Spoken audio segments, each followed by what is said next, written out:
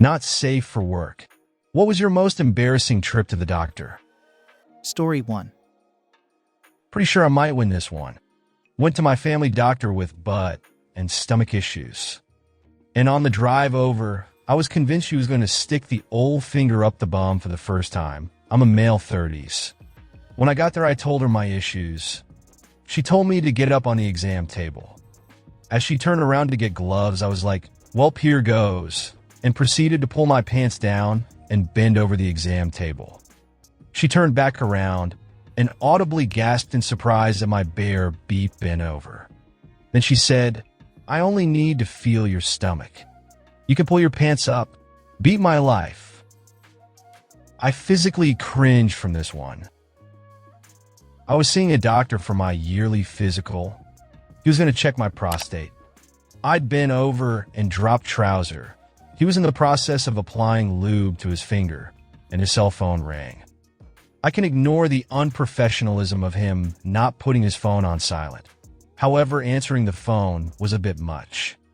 Turns out his daughter found an apartment she liked and wanted him to take a look at it. All the while my poor anus was drying out.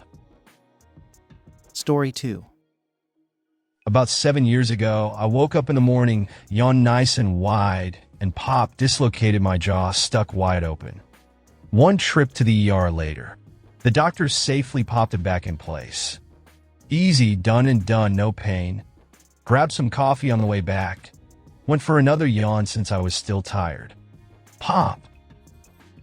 I dislocated my jaw twice in the same morning with a return trip to the ER not even an hour after I left the first time. To make matters worse, when the doctors had trouble putting it back in the second time. And because I was all tense and in pain, I was slightly sedated when someone I knew from high school came in, working in a hospital as a fellow. We're to try and catch up with one of the cool kids in school when you're drugged up, mouth stuck wide open, drooling and trying to grunt what you've been up to since high school. Story 3. Went to the ER with severe stomach pain. When the doctor finally saw me, they started pushing on my stomach asking where it hurts, and they dislodged the world's hugest fart. I farted for a solid minute. It smelled so bad my eyes were watering. I was cured. When my dad was young, he had been admitted to the hospital for chest pain. After being there for about a day, he rips the longest, loudest fart in his life. And suddenly the chest pain is gone. He got up, got dressed, and left. The chest pain was just a trap fart. Okay, to be fair though, gas pain can be some of the worst pain. Very true. Worst of my life was after eating a lot of garlic. Don't know if Buca di Beppo is still around. Italian family-style place with huge portions, but their garlic bread had whole slivers of garlic on it. On the drive home, I thought I was going to die holding back the gas and literal beep storm that was to follow once home. Story 4. Dentist had his fingers in my mouth and said light to his assistant in the room. I thought he said bite, so I bit him. Even typing this, I can't believe I bit my dentist. I did something similar as an adult, but it was the dental tech. She was putting in the x-ray film, and I thought she said bite. She said wait. I chomped right on her finger. She told me that I was the oldest patient to bite her. Oh, thank you for reminding me of my awful, embarrassing moment at the dentist. Finish my cleaning, dentist comes in and is looking my mouth over. Out of the blue, he asks me, you staying off the pot? Really, really weird question. But then again, I am not enough of an expert in dentistry to know if it's really an irrelevant question. I didn't even smoke weed or anything at the time. So I just was kind of surprised and said, yep, I'm all clean over her or something. He says, great, any questions for me? I try to be funny and say, yeah, do you know where I can buy some weed? Just saying it as a joke because it's weird he just asked me about pot.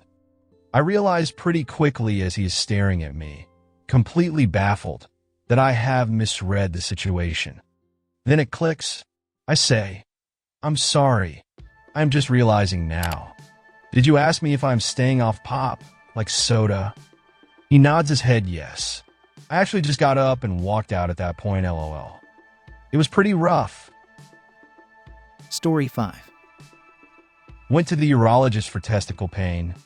He said he wanted to try to look at it by transillumination, which apparently involves shining a bright light through my scrotum.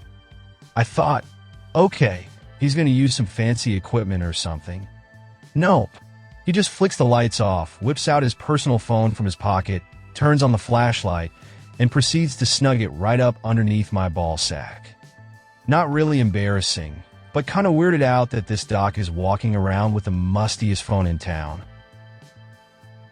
Coming from a medical provider, that's beeping disgusting. We have a dedicated flashlight for it that gets covered in a beep. After all, you have no idea where his ears have been. Story 6. I remember reading an embarrassing story in a magazine by a woman who had gone to the gynecologist and had to give a urine sample. She finished peeing only to realize there was no toilet paper. So, she grabbed a tissue from her purse. Later, when she was lying on the table, the doctor gave her a curious look before peeling a priority U.S. stamp from her labia. I read one where a lady did a quick freshening up with a washcloth before going in for her exam. Doc made some funny comments indicating he knew she must have freshened up. Got home, only to discover the washcloth she used had previously been used by her daughter to clean up glitter, which obviously made her very sparkling clean. LOL. Story 7. My poop was red. WebMD said I might have cancer. They asked me for a sample. Doctor called back a few days later and asked about my diet. Apparently, large quantities of Swedish fish will turn your poop red. I used to teach pre-K. I had this little girl who was an absolute delight. One day, I was helping her go to the bathroom and noticed bright red stains in her underwear. I panicked, and my mind went to the worst possible scenarios. Even though she was a happy child and showed zero signs of abuse or illness, I spoke with her mom. Turns out, the girl and her big brother were caught red-handed eating sugary red, cool Aid powder straight from the canister. Laughing my beep out. Peds ED nurse here. You wouldn't believe the number of kiddos we get in for bloody stool or rectal bleeding on a regular. So many that before we even do an assessment, we ask if they've eaten Takis in the last 2 to 3 hours. At least 90% have. I got my vasectomy on Halloween day. I was in all Louisville Cardinal gear college team. The nurse that came in the room to shave or make sure I was shaved, and Nummy just so happened to be dressed as a Kentucky Wildcats cheerleader for Halloween. Louisville and Kentucky hate each other and are rivals. I looked at her and said, I beg you, please don't take the rivalry into consideration right now. When I got my vasectomy, I was told that I would be shaved, so to save some time, I did it myself the day before. The doctor took one look at my hairless tested and said that they should hire me because I did such a good job and they didn't have to do anymore. I felt so accomplished. If you enjoy our channel, we'd love to invite you to become a member. Joining is easy. Just click the join button on our channel homepage or beneath any of our videos. Your support means the world to us, and as a member, you'll gain access to exclusive perks and content.